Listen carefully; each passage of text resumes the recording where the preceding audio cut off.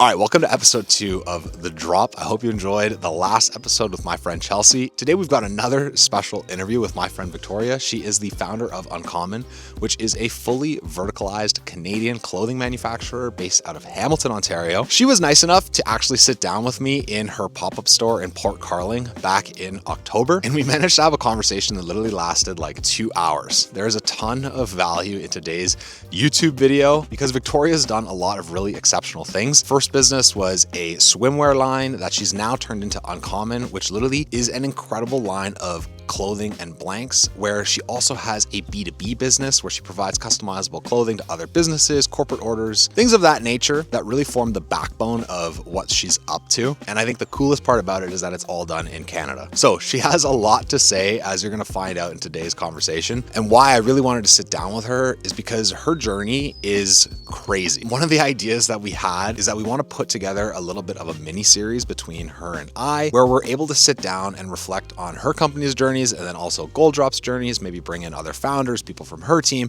and just talk about what it's like to actually grow and build a business in Canada. If you don't know, I run a maple syrup company where we offer different maple syrup infusions, so that ties in a little bit to what we're up to. And so you can kind of think about today's episode as the introduction to who Victoria is. Towards the end of the podcast is where I think a lot of the tactical business advice comes from.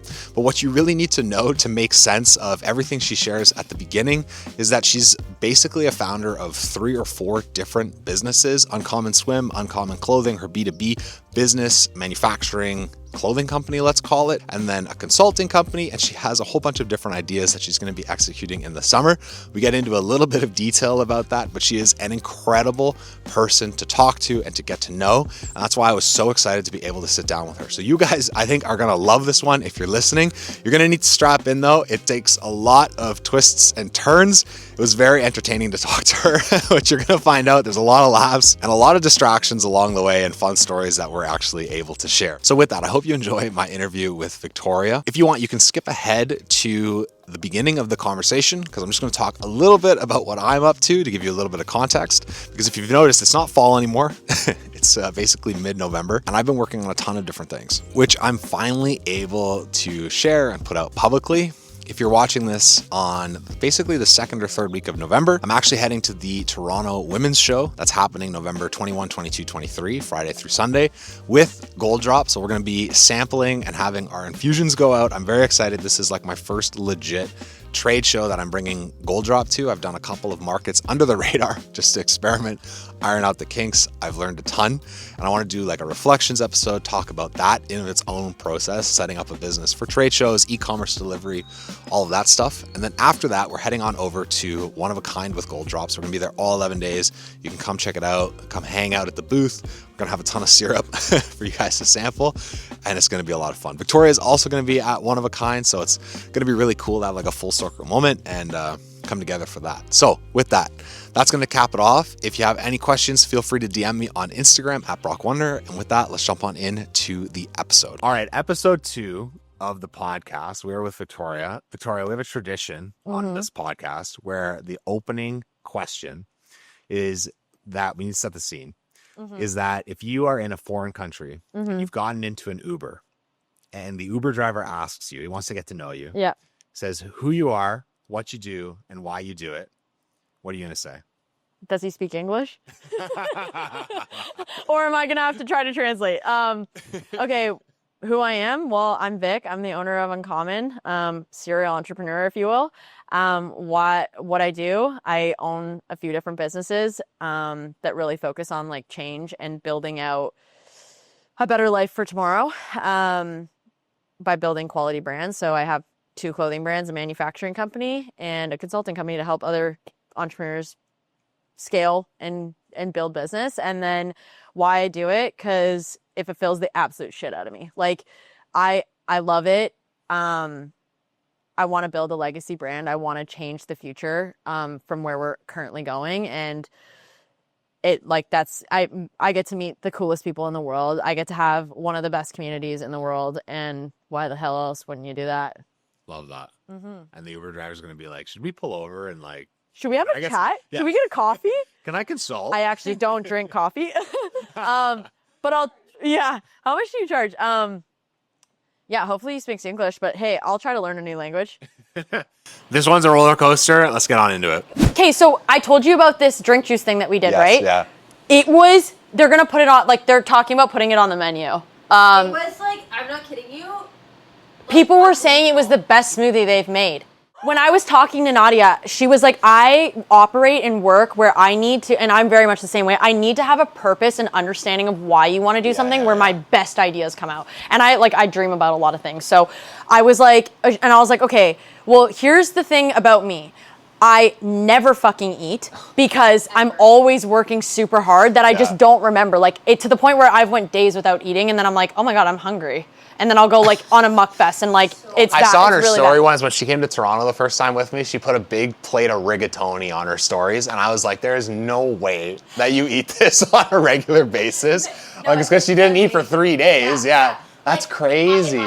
My thing is, if I'm gonna eat, it better pack a punch, which is why we called it Pack a Punch. Okay. Because it's like, it needs to do like I need a little bit of immunity, I need a little vitamin C, I need like a fullness thing. Like, give me something that's gonna have a little bit of everything instead of just a complete like this and deplete me of everything else. So And they're I'm going like, to keep it on the menu? so I think so they have their 10th anniversary October 18th, and we're a part of the event. October 18th. Yeah, October 18th. And then the 19th, you're... Dude, we are packed. Like, That's wild. the scheduling, Festival as well, we applied for. Oh, are you doing it? we haven't heard back if we got heard in, back. but like, yeah. Yeah, I know. And then we'd have the shop open, and then we head to San Diego for our own pop-up, and then I'm in a retreat that's Uncommon has like sponsored. Oh, wow. And we're doing another collaboration with a private chef that is like, she's very cool, has very similar ethos, and like she's like a really cool person. I think the biggest thing that like connects us all is we're all like dreamers. Like, at the end of the day, we're like what if it all works out?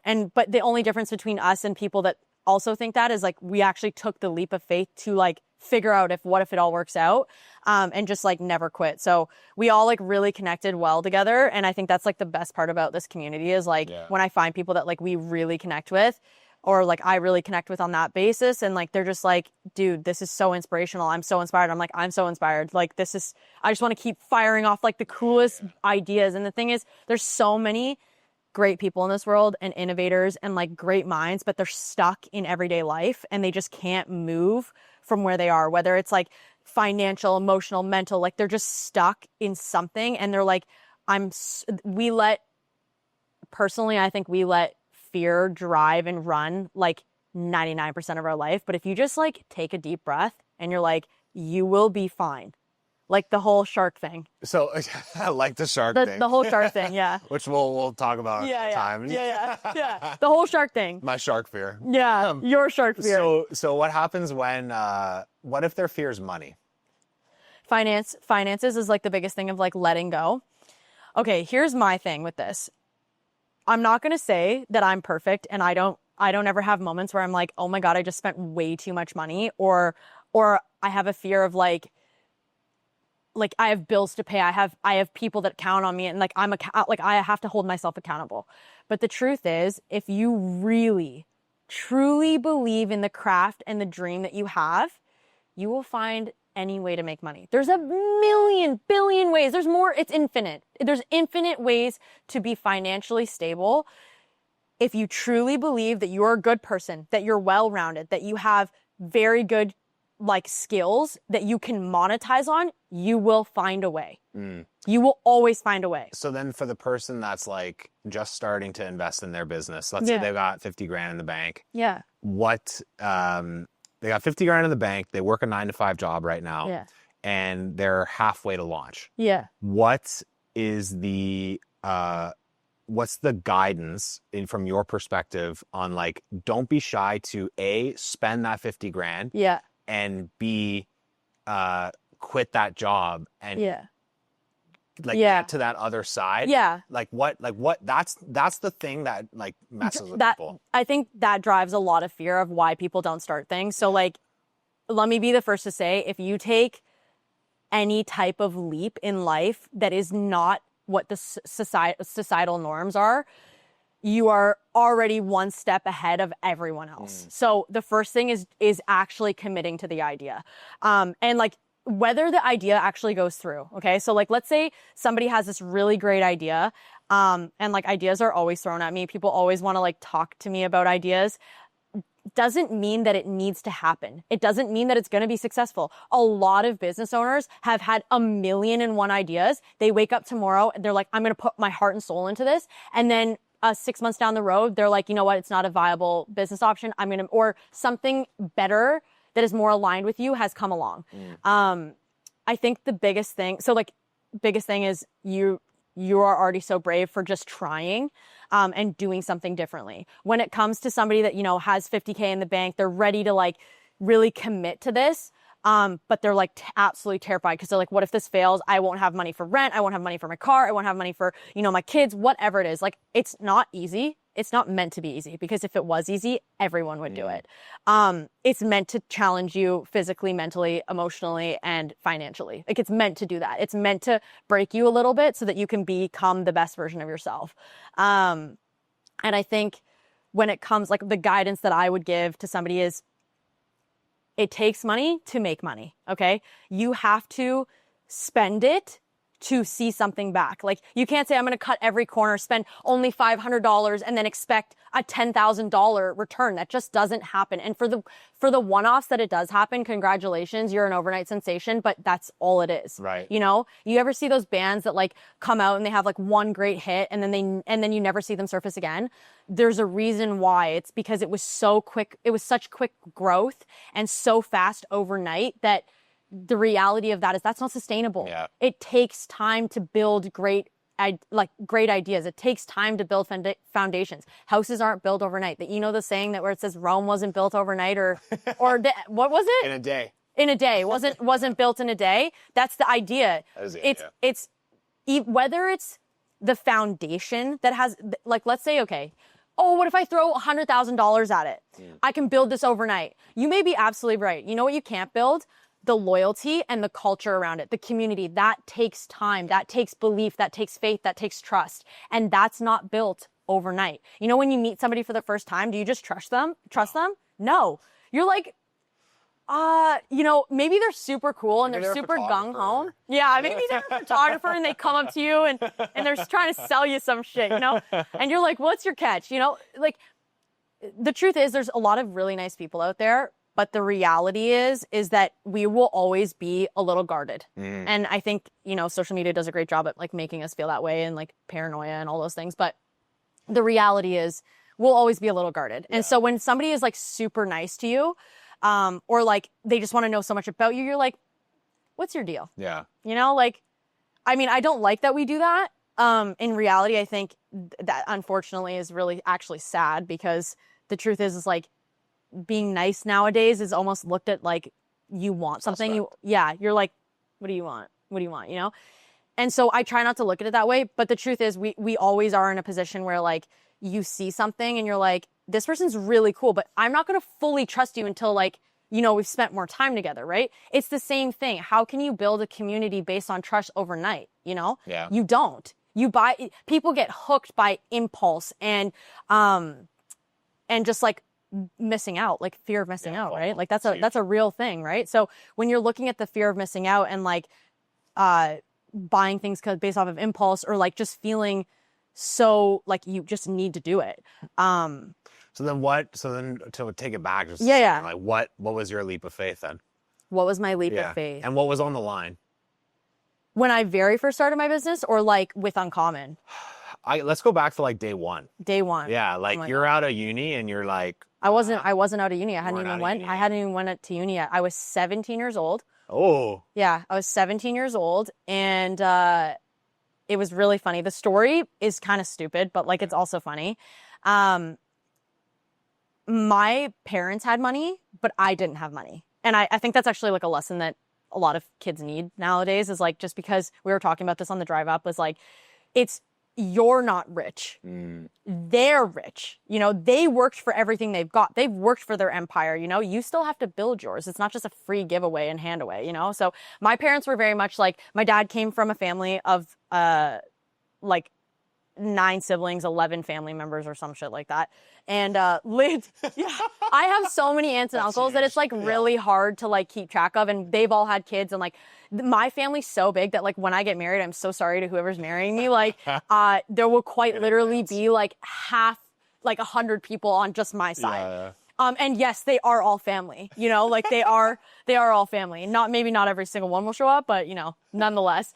But like, yeah, so many family members. They lived in a 1-bedroom apartment in Hong Kong. My dad was sleeping in a twin bed with my like one head to toe. Wow. For like a good portion of his life. Everything was hand me down. Like he's gonna hate that I said this, but like we're talking like women's like clothes wearing to school. Imagine doing that, you know, like didn't even have shoes. Like it was very much low income style lifestyle living in Hong Kong. And then, so when he came here, he built something for himself. And he was like, if you want to work for things, like, I'm not saying that my dad has never helped me. Like he has helped me in so many ways that I will never be able to, I feel like I'll never be able to repay. But, he's helped me in so many other ways and like taught me so many things and lessons that have like really shaped who I am. But yeah, he came here with nothing. And he's like, if you want something, you have to work hard for it. You got to get down and dirty in the mud and you got to do the work to get to where you're going.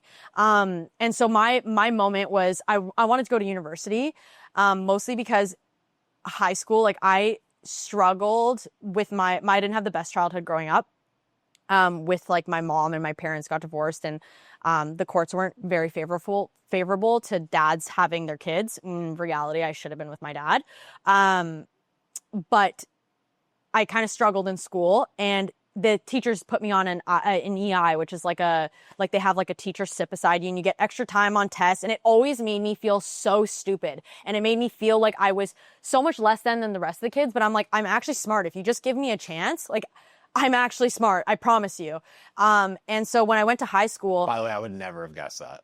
Really? Yeah, never, ever. Really? Yeah, never. Like, how would you? Because, like, I mean, sorry to interrupt. Yeah, no, you're good. No, but it's kind of crazy because it's just like, I think, like, in my case, like, I wasn't necessarily smart. Like, Yeah. I had to work a lot and then I would get good grades, and that still holds for today. Yeah.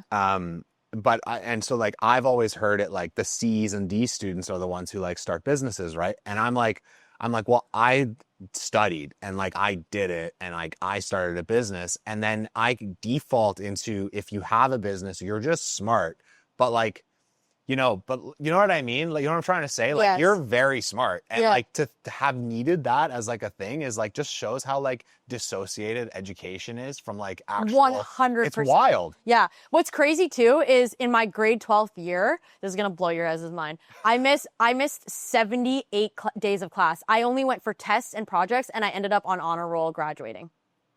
But that just literally validates everything I just said. 3 jobs. I worked at Glen Eden as a lift operator. I worked at Corbett's ski and snowboard shop as like I floated around in every department. I was helping with boards. I was helping with clothing. I was helping my manager with buying. Like it was a moment of like, and I think I had like a serving job or something like that. And I was working full time to the point where the school called my dad and was like, he needs to come in. We want to put you in the adult learning center and like you can do night classes, because I am not going to lie. So sorry, Professor or Principal Deanne. I fully lied to you that my dad was going to kick me out. My dad went with that. Like he was like, they were saying that I was paying rent. And that's why I had to work all these jobs, because they were like, if she has to work all these jobs, then maybe she should go into adult learning school and she can do this on her time. But because universities are going to look at her education or her absence as a problem. And I was like, no, they're not. Yeah, not at all. You think they're going to look at that? You know what they're going to look at? I played every varsity sport in high school, every single one. And I had 3 jobs and I want to start my own business. Like, and I had an interview with the deans of admission at Guelph, and I was like, I run my own company and I still want to go to full-time school. Yeah. So if you really don't want to accept me based off of my lack of attendance and, you know, maybe some failed grades in certain classes, freaking sue me. You're lost. Sue me. Like, sue me. So anyway, yeah, I was like, you know what? Like, So this you is didn't ridiculous. go to school though because you were working. Yeah. Wow. Yeah. Like I was at, you do a lot of time, I was at the ski hill during the day. That's amazing. I was working at like 9 a.m. at the ski hill on weekdays. Yeah. And so I would come home, I would study, I would do the things, and I always found it easier to just teach myself. Because if I'm being honest, in one ear, in one ear out. But also they teach, schooling is about streamlining teaching. Yeah. It's everybody learn this way. And I'll tell you right now, and I think everyone can agree with me, majority of everyone would agree with me, other than like the super smart kids that just read a book and like, or hear something from the teacher and they're like, oh my God, yeah, that makes sense. That there are so many different ways of learning. Yeah. And it happens with like the way that you were raised and the things that in your environment that you were in and the shit that you went through as a kid, like that will change you and how you learn. And that made a difference to me. I didn't learn. And honestly, I'm so tired. Like I was always so tired and struggled with authority. People telling me like, you have to do it this way. I'm like, but why? And I absolutely, like this shit triggers me. I'm still upset about it to this day. We're on the way to the leap. Yeah. This shit used to trigger. For the leap. Yeah, this shit used to trigger me to the point where it would like actually make me mad. Is like, because I said so. Right. Honest to God, I will do anything anybody tells me if you give me a good reason. If you give me an opportunity to make my own judgment and opinion on whether or not I want to do this, if this crosses my moral bounds, if this crosses my values, if I believe in this. But if you say, because I told you so, I'm out, gone. I'm actually going to do the complete, even if this is the right thing, I'm going to do the opposite just to prove you wrong. Because there's nothing in this world. You don't learn anything when somebody says, because I told you so, respect your elders. Bullshit. Tell me why I should do this. Convince me. Tell me, make me believe in it. Make me understand the benefits of this. And if I still don't agree with you, well then I'm shit out of luck. Sorry, I'm my own person. I'm going to make my own decision. But if you did, great. Instead of just being like, well, you have to do it this way. Well, and I would always be like, well, why? Is there another option that I can try? Or like, what's the reasoning I have to do it this way? Because why? And I would literally get up and leave. I'd be like, okay, well, if that's how it's going to be, and we don't want to teach and learn and guide and do the thing that you're being paid to do, that's your job, then I'm out. See ya. I'll do it myself. And so I did. Yeah. So I ended up going back to what we were talking about. I was 17 years old, wanted to go to university. I had such poor grades.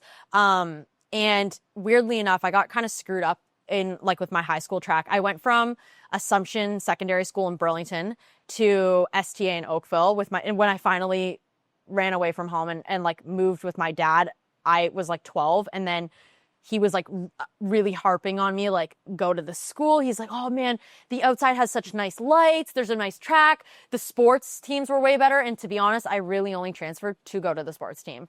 And if you ask my best friend to this day, the first time I ever met her, she loves telling the story.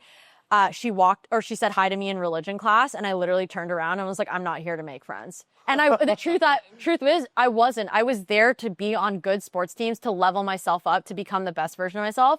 I also was pretty angry as a kid because like the way that I was raised and shit like that. So I just had no patience. I also knew before I went into school that like people were talking about me and like the new girl coming in. I already had a target on my back. So I was like, fuck it. If we're going to make it worse, we're going to make it real bad. You know, like if I'm going to if I'm going to dig myself a hole, I'm going to make it fucking deep. Yeah.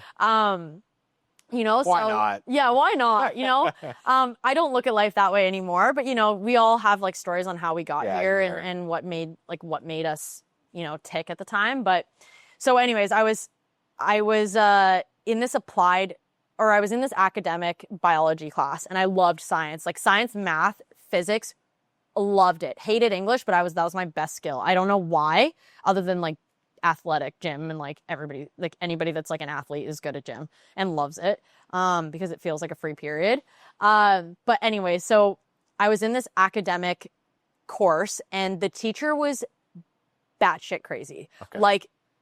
Like the high school knew she was bad. She was only allowed to teach grade 9 and 10 sciences, and like all of us had like our Bibles in the middle of the desk. You couldn't move it. Like you couldn't put it under. You had to keep it there.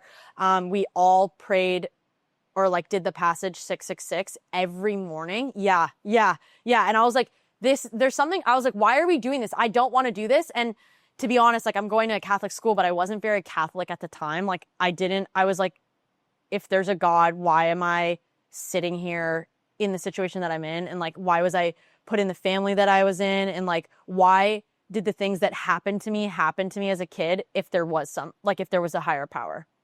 And now I know why, but as a child, I didn't. Like, as a kid, I was like, I didn't know. And so this really bothered me. It felt like it was against my values and beliefs, and I didn't want to do it. And so she'd be like, go pray to the garbage can, like, you know, go stand outside, and I'd miss a whole free period. So finally I was like, screw this, you know, like, I want to switch my teacher. And so I went down to the principal's office or the guidance counselor's office, and I was like, I want to switch my teacher. My teacher's batshit crazy. I can't do this, or I'm just going to keep skipping class. Like, I'm not going to come. And they were like, well, we don't have anything available. All the other academic teachers are, and mind you, I wasn't the only student that switched. All the other academic teachers were busy at the time. And so they were like, what we can do is we can move you to applied. Okay, we can move you to applied sciences. It'll be a lot easier, but there's availability. And I was like, okay, honestly, at this point, I don't care. As long as I can go back to the academic side in grade 10, and so that I can go to university, because that was academic was university track, applied was college track. And when I went to go pick my classes for the next year, they were like, you can't do that. And I was like, why? I had a 98 in my applied class. Like, I was like in the 90s, and I was like, why not? And they were like, no, like, it's much harder. Like, and at this time, like, they saw that I had an IEP on my, my elementary school days. And like, I had a teacher sit there and help me and give me extra time on tests and all that stuff, which I never needed, but like, nonetheless, I still had it. And that's because I had a reading level of a grade 3 in grade 6.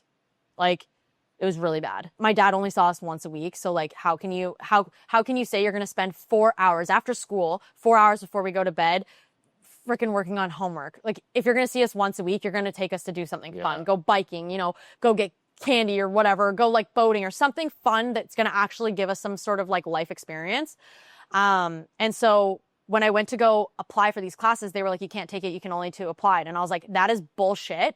And I like pulled out our agenda, and I was like, these are the rules. If a principal can sign off on it if they agree that it's okay. So they fought with me for like a month straight. And finally my dad came in, and we sat down with the principal. We booked a meeting and everything. And he was like, look, like, this is the deal. What we're going to do is we're going to let you take biology and chemistry in the same semester.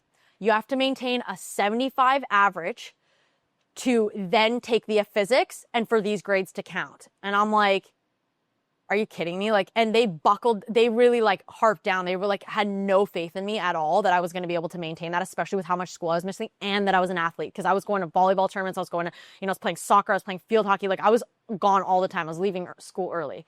And, I was like, fine, deal. You got it. And so they would like check in on me and my progress. I ended up finishing the classes with the 80s. And then I ended up taking the physics class, which was a great class, and blaring through that as well. And then I graduated with honor roll, and I was like, F all of you for like making me feel like I couldn't do it. I'm like, I don't think you realize you just set an absolute bonfire under my ass, and I'm going to show you that I can do this. I ended up at this point applying to university, and my parents were like, if you don't know what you want to do, don't go.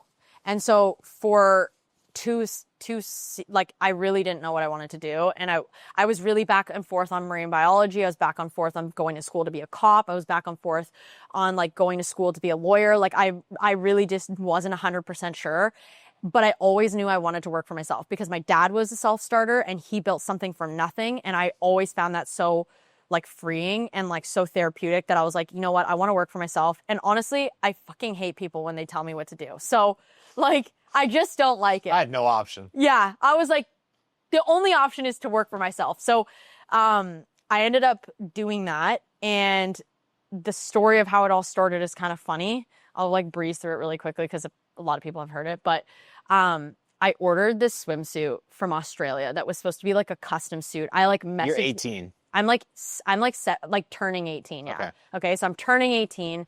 Mind you, back then, like it was a lot of money, and I'm going to tell you how much it was because I don't even know if my dad still knows to this day because I totally lied to him. And I never really lie, but I was like only this much money because I was like, he's going to kill me if he finds out how much this is. Mind you, it was my own money, but like nonetheless, it was like, he'd be like, what are you, dumb? And so I bought this swimsuit. I had been messaging this girl in Australia, and she started her own handmade swimwear business, and she's built it. It's one of the most amazing brands. Like, people will actually know it. It's got like 250,000 followers. She has built out an entire sewing division in-house, has not moved any of her quality overseas, has built everything, has had a kid, got married, like fully went to design school and everything. So I was really keen and like super trusting with her. And I was like, this is my measurements. Like, are you sure this is going to fit me? She's like, yeah, order this size. You'll be good. I ordered it and it was $300 when it came across to Canada, which, mind you, I'm 17 years old working three jobs at minimum wage. Like, that's a lot of money. Although I was banking quite a bit of money, that was still a lot of money. And it didn't fit me. And I was devastated. I was like, oh my God, what am I going to do? So I went upstairs to my dad and I was in my basement bedroom at the time, ran upstairs and I was like, so like this thing cost me like $70. Is there any way that we can fix it? Cause it doesn't really fit. And he was like, he's looking at it, like the construction, he's like looking at it. He's like, yeah, honestly, if we just rip it apart and re-sew it, it should be fine. And he's like, what's wrong with it? Like try it on and like figure out what's wrong with it. And I was like, it's just a little loose here and like it's supposed to fit me. And he was like, so within 5 minutes of me asking him this, he's got seam rippers ripping my $300 suit apart, okay? And I'm like, oh my God, he doesn't know. I really hope he can put this back together. Pulls out my grandma's 1942 sewing machine or something like that. Like, I don't even know how old. This thing was so old. Do you still have it? Yes, I do. Okay, cool. I do still have Nice. it. Yeah, and I think I'll probably always keep it because it was actually the first sewing machine I ever sewed on, and I learned how to sew. So he shows me how to do it, and I'm like, I put it back on. I'm like, this fits like a fucking glove. Like, this is amazing. Like, what the hell? And he goes, yeah, like it's not that hard. Like, you can learn how to. And he used to repair everything, like holes in jeans, our boat cover for our camp, like our boat for camping and stuff like that. Like, my dad was always a fix-it guy. He was never throw away. You can only imagine what our garage looked like. There's like so many parts that you're like, Dad, what the fuck would you ever use this for? And he's like, you never know when you need this piece. And then, you know, the worst part that made it so bad was one day we'd be working on something like my science project and he'd be like, he like fucking pulled this piece out. And I'm like, he's like, he'd attach it and he'd like help me with my science project. Like, I remember we were making this, this was one of my physics classes. We needed to use magnets to turn or batteries or something like that to turn the magnets automatically, and you would get more points if you could use a switch and it would rotate the other way without touching it. Okay, it was magnets. Yeah, it was magnets with coils and everything. And he pulls out this master, like he used to take us to Mastermind on our one nights off. And we would get these like really cool science kits, which is probably why I like science so much. But I got like this power grid that I could like hook up all of these cords to and like light up a something or like turn on something. Those connector pieces. Yes. Yeah. Yes. It was so cool. Yeah, sweet. So but mind you, this is like 10 and I'm like 10 years later, he kept it. Wow. This stupid piece and puts it on. He's like, this is the connector we needed. And I'm like, so when he's like, you never know, it always worked out and it would drive me up the wall. And he's like, see, this is why I keep shit like this. And not lo and behold, I get a 98 on this project. Like the rest of the girls that were in my group, they all came over to my house. They're like, your dad's so cool. Like, we're going to have the coolest science project. We're going to win this contest. And like, legitimately we did. Like, he hooked up one of those really big batteries and like, it was spinning super fast and like, it was going backwards. And my science teacher was like, did you guys build this or did your dad build this? But we truly did. We did. I always liked to do the like arts and crafts and make it look really nice and like really show like presentations were always like super fun for me. So I always liked to go into school for those things because I knew I was going to blow it out the water. But I was going to say the science projects were like the parents competing with each other. Oh. They just didn't know. They were like, yeah. Well, he helped my sister build a bionic arm using syringes and fluid. And then she was like, it would be cool if all the different fingers had different colors, so there was different colored fluid so that you could see which fingers would move. Anyways, he really helped with stuff like that. And so when it came to like the sewing, he was always a fix-it guy. I don't remember where we were going with this story. You were saying how to, we're getting to the leap. Yes. Oh yeah, the swimsuit. Yeah. I'm like a person where you're like, in doses, when you want to, you can jump on, join the ride, get with the flow, and then, you know, go do your own thing and take on the inspiration or whatever you got from it. That's how I am. Anyways, so go back. Yeah, I like Off the Ride. I actually liked Off the Ride 5 days ago. On the ride for a little too long. Yeah. Says the girl that lives in my brain. So, yeah. I was just about to say, and in my house. So anywho, we're like fixing the suit, and I put it on, and I'm like, wait, it was that easy? And he was like, yeah, it's like really not that hard. It's actually a really good skill to have. And I was like, fuck this. I want to learn how to sew swimmer, because I wanted to make it. And I had taken me like 2 months to like decide which one I was going to get from the girl. And then it took like her a month to sew it up and send it to me. So I was waiting for a while. Talk about not getting instant gratification. I was waiting. And so when it came in, I was really disappointed. I was like, aw, like that's so sad. But I wanted to make it in a bunch of colors. So I was like, okay, well, like, where do we get this fabric? He's like, you probably go to Fabricland or something like that. I'm like, can we go right now? He's like, sure. So we spent 4 hours in Fabricland. I was talking to all the old ladies about different types of fabrics and all this stuff. They were like, oh, you're going to start making a swimsuit? And I'm like, yeah, I'm going to start sewing stuff. And I just want to make my own clothes. So I go home that night. I text my best friend. I'm like, yo, do you want to come over? It's like midday or whatever. Or like maybe it was the next day. I'm like, do you want to learn how to make swimwear with me? She's like, thing about my best friend is she got to know me really like quickly. I just come up with ideas, and I'm not the type of person that's like, I want to do this and then never do it. I'm like, I want to do this. I'm going to do it right now. People are like, well, like, what about work? What about this? I'm like, yeah, fuck all those things. Those don't matter.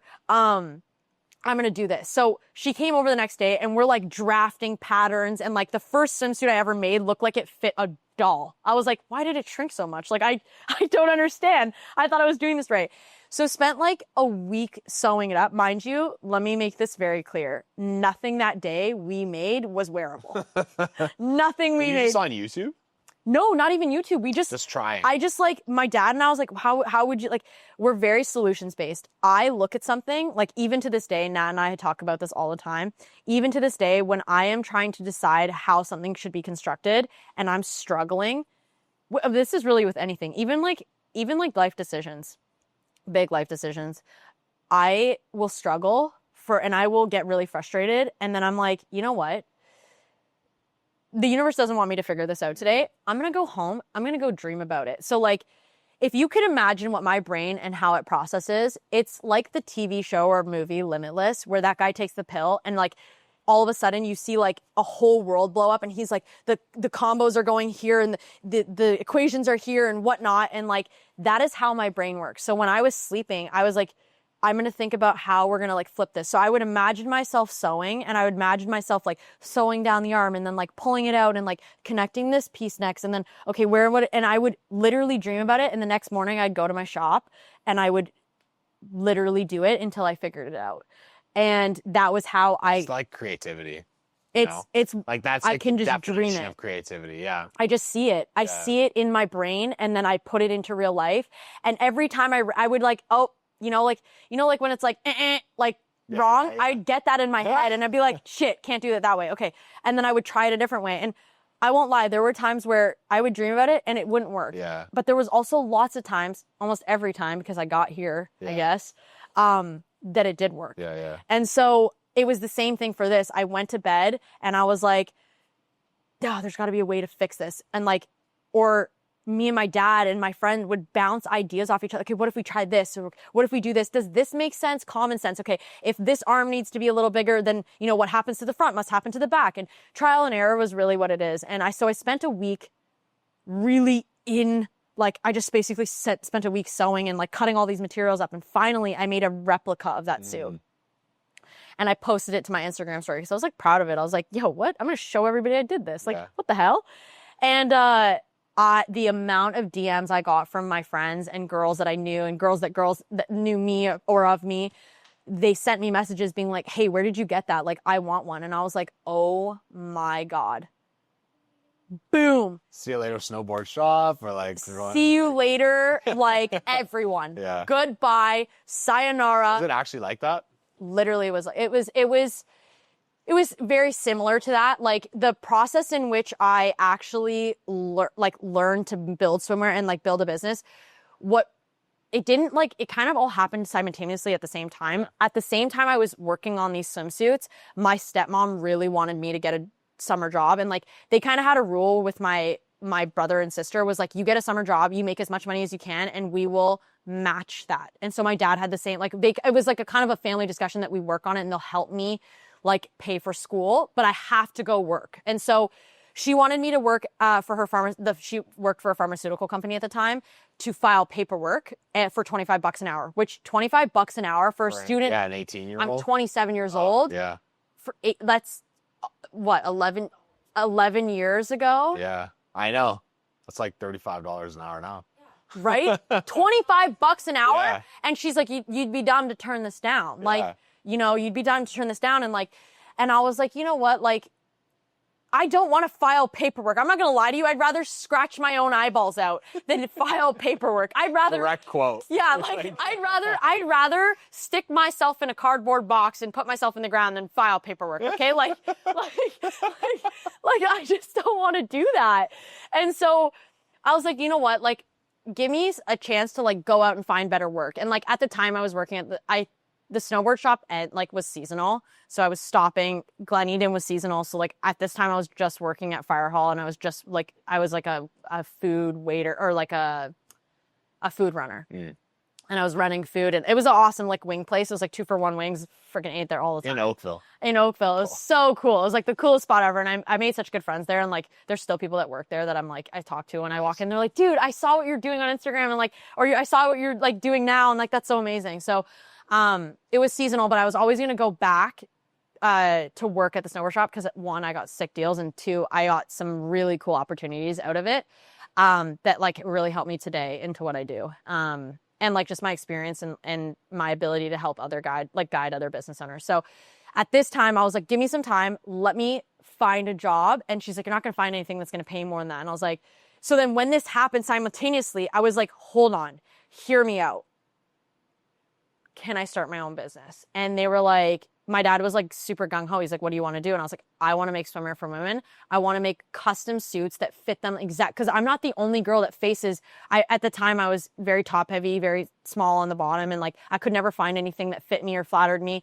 And to be honest, my entire wardrobe leading up to like being 18 was sweatpants and sweaters. I lived in hoodies and sweatpants to the point where I had a uniform and I got like suspended a bunch of times to the point where the principal was like, you're not wearing a uniform. And I'm like, yeah, what are you going to do? Sue me. Like, I don't know what to tell you. I'll take it off in front of you and then I'm going to put it right back on. And to the point where other kids in school would get in trouble for uniform. And they're like, but she's wearing a non-uniform sweater. And they're like, yeah, she's an exception. Don't worry about it. Because they just were so tired of dealing with me. They were like, oh my God. Like they called my dad in one time to get mad at me and like suspend me for not wearing my uniform. And he's like, did you honestly call me out of a work day for this? If you're going to call me, you better make it worth my while. Basically, don't call me for stupid shit like this again. And I was like, I told you not to call my dad. But I warned you. I actually told you to call my dad because I knew this was going to happen. And so they just like stopped. At this point, they were like, oh my God, the Gregorios, we don't want to deal with them. Oh, she's not in uniform. Don't send her down to the office. She's fine. Like at this point, it was kind of like a running joke in school. But my outfits consisted of like all my friends. I'd go to parties and they would all like the guys would bet on whether or not $20, whether or not I was wearing sweatpants or PJs. Wow. You know what I wore to Halloween in like my grade 10 year? Like all the girls are wearing like skimpy little outfits because you're young and like, you know, whatever, you do what you do. I wore a Freddy Krueger jersey with PJ pants and I had the Freddy Krueger mask. I didn't care. I was just like my fashion sense, like in elementary school, I wore high tops, basketball shorts and a fucking green headband. We're all over the place and I'm totally cool with it. Yeah. Not to like, I don't want to offend you. Yeah. But this has been a curiosity of mine since I met you. Okay, yeah. You run a clothing company. Yeah. But you yourself, I haven't seen you yet, like overvalue fashion. Like you don't, like when you go out for dinner or we meet up, or like you show up in like a crew neck and jeans. Yeah. You don't like. Oh yeah, that dinner that we went to. Yeah. Like you don't like. Dress really nice and fancy. You like.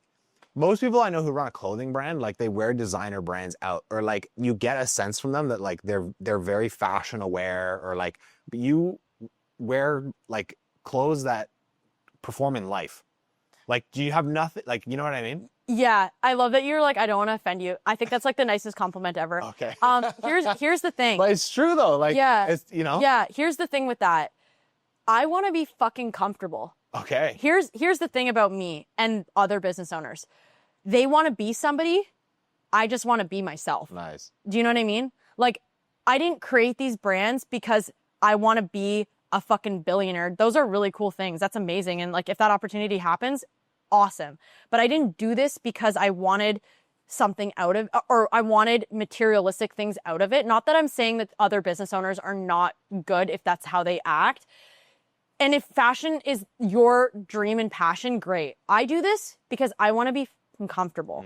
I want to be comfortable in my own skin. I want to like how I look. I want to like how I feel.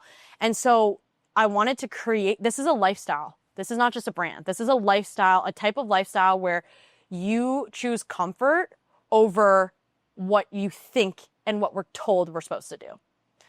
Everything I do, and you've known me like kind of long enough now that, and like even Nat and all my friends, I do the complete opposite of what is asked of us. Nice. I'm always, in every aspect, you will find a way to find, like, you will always find a way where I break the status quo. And that's because I don't want to be like everybody else. I want to be me. And my end goal and my purpose in life is to be the best version of myself, because when I'm the best version of myself, that I'm giving my best version to everyone else, and I'm getting from it, and I'm giving away. And it's just, that's my purpose. Like, when it comes to this. So when I'm I'm not like super fashionable, like, don't get me wrong, I love to dress up here and there. And like, I love, I like, putting outfits together. Like when we went to that conference, I was like, I'm going to wear like a brown blazer with a navy blue top and with my jeans. And I'm going to wear like my Croc, like loafers. And I'm going to like tie everything in. I'm going to use my Coach purse. And like, I'm going to have like a look together. Right. But the truth is, like, every day doesn't look like that. Every day is comfortable for me. And every day is, truthfully, I have so many different things going on. I'm always either putting out fires. I never really know what my weeks look like. Yes, there's like some structure to it, but like the truth is I'm always getting thrown into opportunity. And I think it's because I welcome it. Where I'm just like, if I'm going to be my best version and I'm going to give you my 100%, I need to be comfortable. Because if I'm not comfortable, you're not going to get 100% of me. And if anything, you're going to see that I'm uncomfortable and you're going to be like, what's wrong? I'm like, to be honest, these jeans suck. If I'm being 100% honest with you, I'm so uncomfortable right now. How's your day? Yeah, it just makes me a cranky bee. Yeah. Like, So yeah, when it comes to like being fashionable, like, I'd like to say that I feel like I know what people want. Okay. And it's comfortability. It's feeling good in your own skin. And like, if you feel great in designer, there's nothing wrong with that. But if you feel great in everyday clothes, but you just want things that are going to hold up, that is us. That's what we do. That's how we change the game. And was that then where you put that in context of like the swimwear brand? Like, was that the idea that you were going to make swimwear that people could actually fit in? Yes, it was the idea that like, we don't fit in a cardboard box. Okay. Like, there is no life in which I see anybody being able to fit into a room and only that room. Right. There's a reason why they say one door closes and like 5 others open. It's because that's how life's supposed to be. And so, I always thought to myself, like, women, there is 5 sizes in swimwear. It's a seasonal thing, at least for where we live, a seasonal thing. There's only so many styles and colors and things that come out. And if there's 8.5 billion people in the world and half of them, let's say 50% of them are supposed to be women, and there's 4.5 billion in the world, you think 4.5 billion women in the world that have different, completely curvy, large chest, small bottom, whatever it is, whatever your combination that makes you, there's nobody that looks identical to you, will fit into 5 sizes, 4.5 billion people, you're out of your mind. You're naive. You're naive, and like, fucking go sit down. You know what I mean? Like, go sit down, because you're not, I don't want to talk to you. Like, I don't, that is just absurd. That's absurd to think that we all fit. If our minds don't fit into a cardboard box, why would our bodies? Do you know what I mean? And so I think for me, it was, my goal with swim was to always make women feel like they're being fitted instead of you trying to fit into the item. And so that was where the whole like custom concept came from. And I was like, you know what? Like, I want to make women like be able to choose. Like, imagine being able to choose your entire wardrobe. There's a beauty in what we go through as people that makes us so unique and different. And I think a part of life is being able to overcome those things and realize that as much as they may have hurt you, like, pain's a beautiful thing. Pain and sadness and all these things make who we are as people, right? And if you can find a way to embrace that and understand it, you are one step ahead of everybody else. You know what I mean? And you are one step closer to like the ultimate purpose or awe or whatever, right? But when it comes down to like, obviously this was a very expanded idea. This is like more than just clothing. But the point that I was trying to make was that if you could choose it, would you? You know, if you could choose exactly how you were going to look, exactly what you were going to wear, exactly what people were going to think about you. And I mean, who really gives a shit what people think about you? But if you could choose. Yeah. But the reason why the reason why we're told not to care is because we can't choose. So then it's like, obviously we would choose. So it's like that. It's like a self-fulfilling loop. 100%. It's like a double-edged sword. Yeah. There's no way of winning. Yeah. But if I could offer that service to somebody, if I could give them that opportunity for the things that you can't change, fine. But for the things that you can, and I can be a part of that journey for you, and I can be a part of that growth for you, I can give women the opportunity to feel sexy in their bodies again. I can give women that don't even want to go into the water. Like the amount of stories that I have learned over the 10 years that I've been doing this, women that have cried in my studio when I was working in my parents' basement and been like, I haven't been in the water in 3 years because I don't like the way that I look in swimsuits, or I don't feel like I was made for it. Is like, that was what I gave them, a choice again. I gave them an out. I gave them an opportunity to experience all the things that we have in life to experience. All because of what? I took a little time to get to know somebody. I took a little time to hear their story. And then I took a little time to fix their problem. And so that's really what I wanted to do. I didn't start a business in swimwear because I was the most fashionable girl. If anything, I had the worst fashion sense. And did I know one thing about fashion? Not a chance. I didn't go to school for fashion. But I did know something about fixing problems and being a solutions person because I was raised that way. And I also knew what it felt like to feel like I was trapped in a box and I had no way out. And I wanted to give that opportunity to change things for people. Nice. So that's kind of why I started with the swimwear. And it really took off. Like, it was amazing to hear women's stories and like be able to actually make an impact. And also to prove my stepmom wrong. Was such a great feeling. You didn't need a summer job. I didn't. I ended up, the leap to the story was I ended up tripling what a student would have made in a summer job in 2 months. Wow. Yeah. Yeah. And if people want to know, which most people will be like, oh, she was given all the money by her parents. I asked for $500 loan from my dad that I paid back. A month after starting my business, I bought an industrial sewing machine off of Facebook Marketplace from a lady that was closing down her tailor shop. I had no idea what an industrial sewing machine did, because I soon learned after sewing like suits for like 2 weeks by myself and like just like messing around in my house, that machine was not going to cut it for women's swimwear. It was just all the stitches were gonna come apart, and like I tested it in our own pool. Like, I know. I knew right away. So I told my dad, I was like, I need to do this.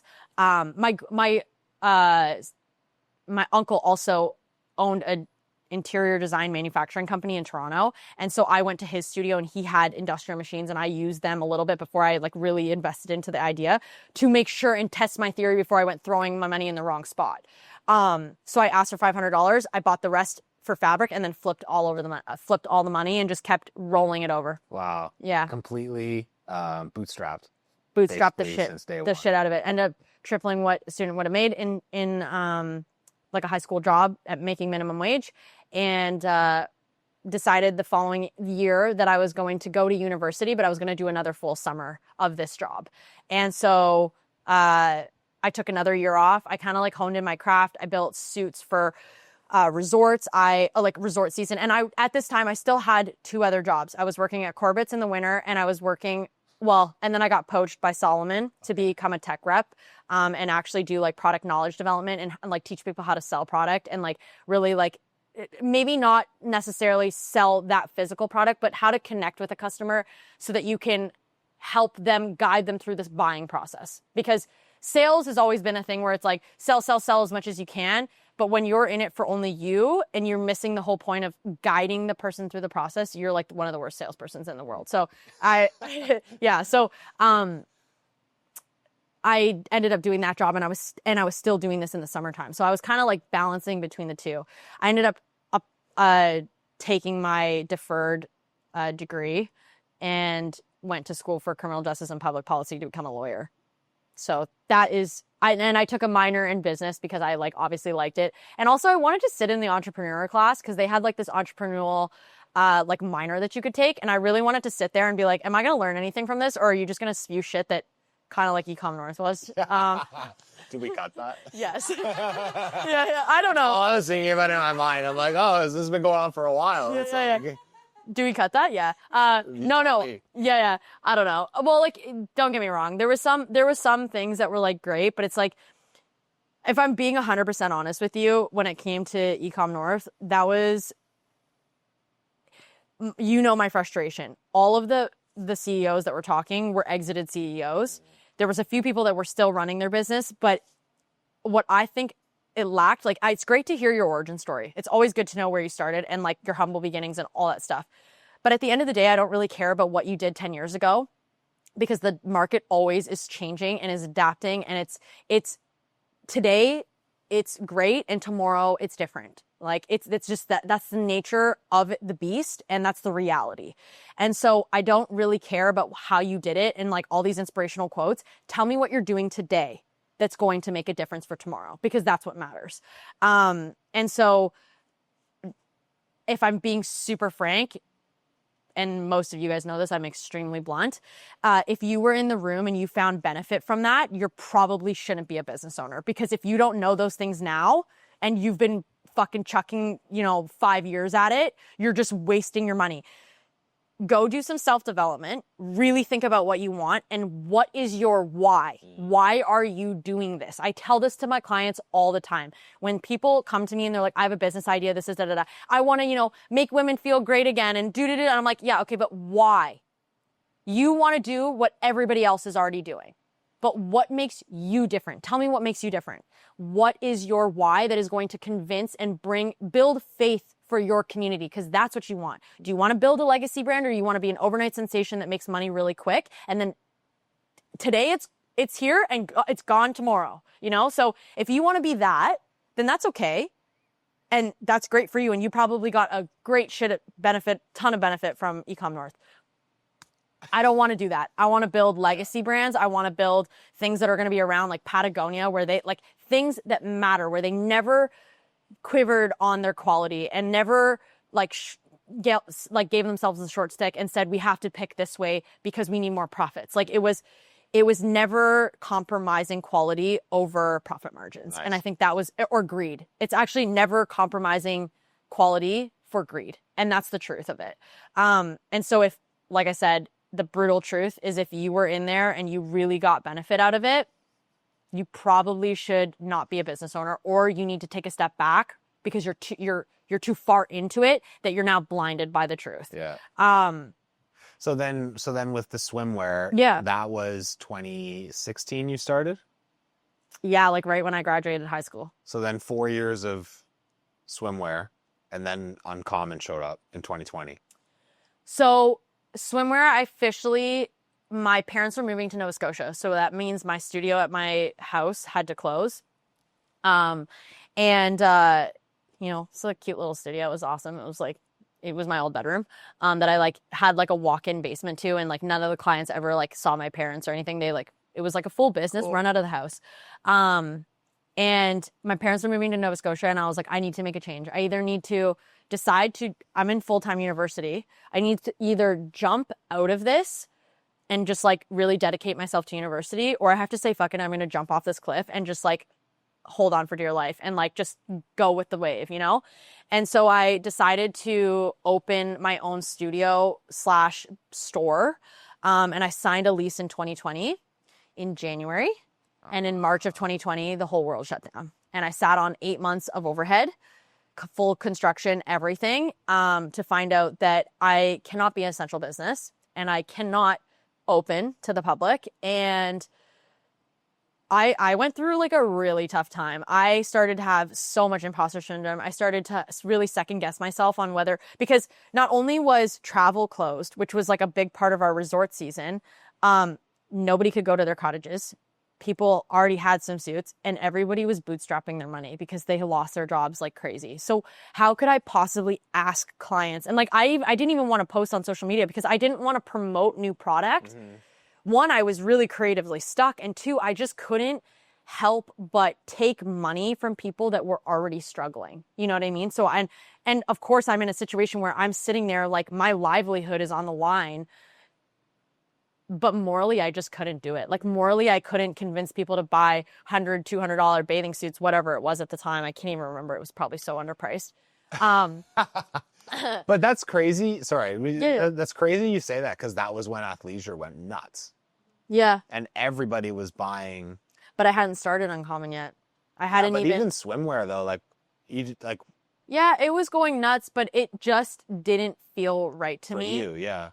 to monetize on the fact that that was all going well and ecom blew up and I could have done so many things with it. But the truth is I was watching my friends and family and people that I knew struggle. I was watching businesses, people that I had been in the same industry for the last 4 years, not like industry of swim, but like industry of being an entrepreneur. I was watching people close their doors left, right, and center. And to me, it just did not feel right for people to pay for my rent when they couldn't even pay for the food on their table. Like there were parents that, and like kids that were struggling to like get by. And, you know, everybody was taking whatever that EI, CRV, whatever bullshit was going around. And don't get me wrong, like I still operated my business to the people that could afford it, but I just didn't feel this passion or fire to like really run with it. Because even Apple had like an ad when everybody got the EI checks, like to now buy an iPad for like $1,000. Yeah. And like, it's just interesting. Put yourself in debt. Yeah. Put yourself in debt. Throw all the money on your credit card. And then when you get out of this, by the way, nobody's going to help you. Yeah. Good luck paying that off. You're going to be in years of debt. And to me, I just couldn't, morally, I couldn't do it. And every time I tried, I mean, if you asked me in the moment, I told myself I burnt out. I told myself that I had burnout. I had creative, you know, blocks that I had imposter syndrome. Like maybe I shouldn't be doing this. Maybe I should just go back to school. I was also in a relationship at the time. So like I was more focused on other people and like everybody just getting through it versus me sitting there and being like, I want to charge all these people this money when it just didn't feel right. Finally, like October hit, world opened a little bit. And I got an opportunity to like do an actual like launch party thing. And it was really fun. Shops shut down though. No, like we got to open. Oh, okay. In October. Okay. We got to, now? No, I mean back then. No, yeah, so it was shut down. And then in October, like the world started to breathe a little bit and we got to open and do like a launch party and it was really great and it was fun. So you paid rent all the way through though? Wow. I Can you held tell that. us how much?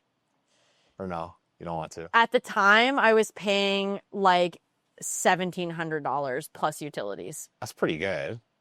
It was great. Yeah. I mean, if you knew what the space was, you'd be like, the fuck? Oh, okay. Where was it?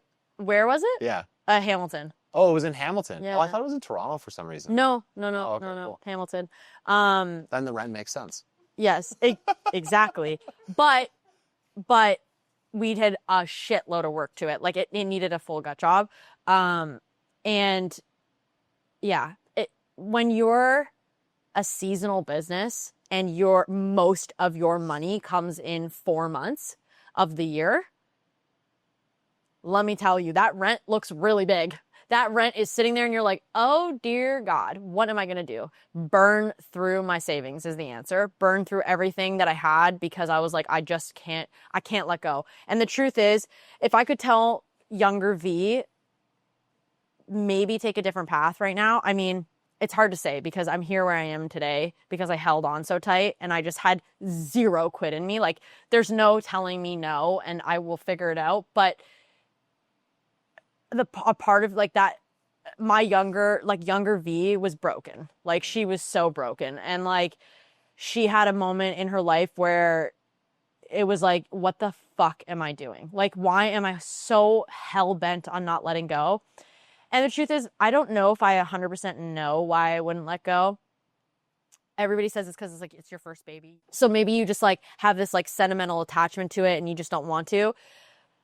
I mean, I would like to say deep down it's because I had no quit in me. And like at the end of the day, I just didn't see a path out. I just saw like, there's no exit strategy. It's just go, go, go. There's no limiting beliefs. Nothing. There's like none of it. I'm like, I just wouldn't give myself an option. So I want to believe that's why I kept going. But there was moments where I sat in the office and I was like, wouldn't this just be so much easier if I just stopped it all? And like, what the fuck's the point? But I kept chugging along and like, I really focused on, you know, getting out of that burnout that I thought I had or felt or whatever, finding my creativity again. And me and my dad have always been really close. So he would come into the office once in a while to help me. We said either I can sit here and wait like everybody else is doing, listen to the, you know, news, let the negative energy come in, or I can focus on building things now so that when the whole world opens back up, I'm ready, guns blazing. Like I'm ready. I'm coming out the gate swinging, you know? And my dad said that. He's like, either you can do what everybody else does, or you can keep chugging along because you really believe that this is going to end one day. Everything that we go through in life is just a moment. It's just a moment in time. It will end and something else will come. It may be worse, maybe better, but nonetheless, those are moments. They won't last forever. And so he's like, you can either be prepared and you can work hard towards that goal, or you can sit here on your hands. And then when the whole world opens up, then you can be like, okay, now it's time to go. And that's what everybody was going to do. That's what everybody did do, you know, because they were so tired and they just didn't know. And deep down, I knew that eventually it was going to end. We can't be like this forever. So he would come in and he would like help me with efficiency and getting better and like I would spitball ideas. He's honestly such a backboard for me. But we would spitball ideas about like how to make things more efficient. And so this is kind of how I'm going to jump into like how Uncommon started, because at this point I was not frustrated with swim, but I was just like, you know what, let it go a little bit and just like focus on creativity, focus on building new things, new ideas, working on honing your craft, you know? And so I walked in one day to the office and he was there. And he was working away on like creating this pattern software to help me like basically pump out patterns quicker and like be able to make changes to samples quicker than how I was doing it, which was by hand before. Wow. Yeah, fully by hand. Everything was incremental measurements. Everything was by hand. And he wanted to create a program where I could like bump them out like an eighth of an inch, a quarter of an inch, a half an inch, and it would grade it properly to continue to keep the scale of the item so that we can make it for new samples quicker. And I walked in one day wearing this Tommy Hilfiger sweater that's like a very big memento to me. I'll probably have it till the day I die. And maybe I'll even pass it down to my kids, which is so cool. But I had this sweater that I was wearing, and it was funny because it was somewhere like the timing, I can't remember what. It was at the end of swim season because, of course, like it had passed, and we were power washing the boat, which is usually when he wears it because it's like a camping hoodie or a camping crew neck or whatever. And we were power washing the boat, and this sweater smells like the gasoline, the waves, being out on the lake. And I saw it. I was washing the boat, and I saw it. I was soaking wet, mind you, because the power washer just gets you soaked. And like you're spraying the boat and it's just all over you and you want to take a shower after. So I saw it laying on the, like on his drawer or something like that. And I took it and I put it on. And he didn't say anything about it because I was like, I needed a sweater at the time. And then the next couple of days I was like, man, I forgot how nice this thing was because I've stolen it multiple times throughout my lifetime. And I wore it to the office. And I walked in and we were like morning, whatever, talking, what are you working on? And then he kind of looked at me and he was like, why are you wearing that old ratty thing? Like, and I was like, like this Tommy Hilfiger sweater? I'm like, what the hell are you talking about? This is hardcore vintage, bro. Like, they don't make this shit anymore. And I was like, that's why I'm wearing it. And he's like, what do you mean they don't make this shit anymore? And we sat there and we've done this my whole life, whether it's relationships with friends, relationships with partners, relationships with family, business ideas, academia, sports, whatever it was. Like every aspect of my life, we would sit down and talk about and analyze and think. And I'd really just like build my opinions and ideas and ideologies and philosophies with him.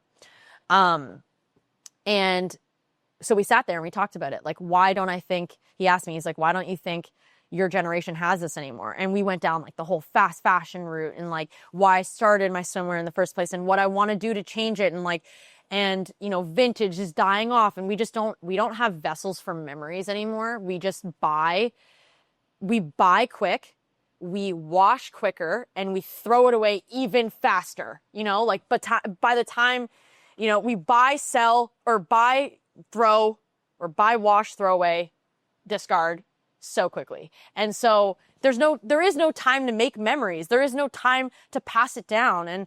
And so I was like, Dad, this sweater holds so many memories. When I wear this, I think about camping. I think about the best memories of my childhood. And like I said, I didn't have the best childhood. So those were such fond memories that I really held on dearly to. And like every season I saw that, I was like, man, like that sweater, it would remind me, I'm so excited to go camping. I'm so excited to go on the boat. I'm so excited to wakeboard. I'm so excited to like hang out with all my friends and, you know, hang out with my family and do the things that really mattered to me at the time. So I was like, yeah, that's why I wear it. That's why I have it. And he was like, well, by the end of our 4-hour conversation, he's like, why don't you do it yourself then? Like, why don't you make this yourself? Why don't you bring this back for your generation, for the next generations? Why don't you make something that matters again? And I was like, he's like, you've already done it once. Why can't you do it again? And I was like, you're fucking absolutely right. Business is all about adapting. I never liked swimwear to begin with. And I live and breathe in this stuff, you know? So it's funny you say that because even having met you, I never even thought about it for whatever reason. But I always make fun of my dad, and he had a rugby sweater, like a proper rugby. He calls it rugger. That's so funny. Yeah, I still don't understand why. Like nobody calls it rugger. Like it's rugby. Yeah. Anyway, he's like, oh, my rugger sweater's in the basement, and I got 3 of them, and they're in boxes still and whatever. And, like, he's had them since he was, like, in high school. Yeah. But he has other sweaters that are, like, crazy colors, like a turquoise one, or, like, he has, like, a World Wildlife Fund sweater that, like, he got at, like, a corporate party. You ever see those vintage, like, ski jackets? Yeah. My parents had those, too. Yeah, like, the full body suit. Yeah. But it's crazy because, like, I never realized, like, he still wears some of it. Some of it ended up getting holes in it and, like, whatever. Yeah. Like, he still... Wear and tear, that's normal. Doesn't matter how good it is. Yeah. But, like, I think, like, if somebody were to... Like, as you were talking, I was like, if somebody was to be like, oh, do I have a memory of, like, Brock wearing a specific clothing item? It'd be like, no. People know, like, generally what I wear, I would say. Like, but, like, they don't have, like, that shacket that he's worn forever. Yeah. You picked, of all things, you picked a shacket. Well, I wear a lot of shackets. I'm like... that's rock style. Yeah, jackets. Yeah. But I'm like, but it's not even like I have a hoodie. Like, I've literally thrown out all my hoodies. The only hoodie I ever had, hilarious I'm saying this, but like, the only hoodie I ever had that I wore forever was a Alpha Elite hoodie that now I've come to learn was like made in Saudi Arabia in like 2016, 17, whatever. And I had it for like 5-6 years, but I eventually got rid of it too because it just started to like lose its red dye. Yeah. You know? And I was like, I have a question though. Yeah. Why'd you hold on to it for so long? So the OG Alpha Elite clothes were high quality. They were. And what's interesting, and this is where I'm going with this question, is the fitness fashion style of like tight, cup the calves, like it was tight on the shoulders, but it had like a baggy body, like, and the Alpha Elite original stuff like had it dialed down exactly in the moment, but that look held for I would say longer than most fashion trends. So not only did you have one trend that lasted a long period of time, but you had durable clothing that lasted the entire length of the trend. Yeah. And And like the crazy part now though is that like the trends are moving so fast that like even if you have a durable piece of clothing, most people still will throw it away. Yeah. How do you combat that? Do you even agree with that? I mean, I totally agree. We combat it by not being trendy. Okay. We have kept something, you're going to tell me in the last 50 years, sweaters will just go away tomorrow?